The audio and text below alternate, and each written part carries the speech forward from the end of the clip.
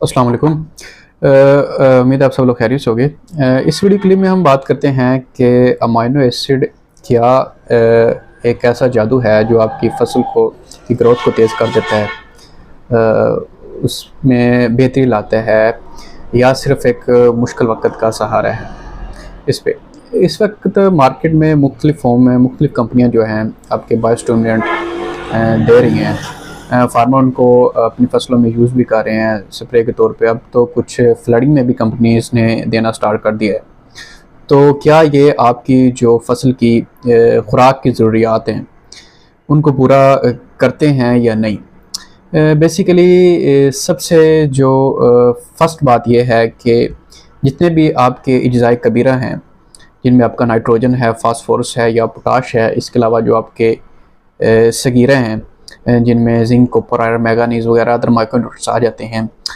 उनकी जो कमी है वो किसी सूरत में भी कोई भी आपका बायोस्टिमुलेंट या अमाइनो एसिड्स वगैरह जो हैं वो कभी भी पूरा नहीं कर सकते। बेसिकली जो अमाइनो एसिड्स हैं वो आपके एक तरह के, जब आपकी फसल जो है वो किसी भी तरह की बायोटिक स्ट्रेस या एबायोटिक स्ट्रेस जो है, बायोटिक में आपके जो हयातियाती चीज़ों की वजह से, जिसमें आपकी किसी भी तरह के इंसेक्ट का अटैक आ गया या फंगस या बैक्टीरियल या वाइट सेल के अटैक या और कोई ऐसा हयातियाती बायोलॉजिकल जो जानदार चीज़ों ने कर दिए हैं वो है। और इसके अलावा एबायोटिक स्ट्रेस कोई भी अगर आपकी फसल में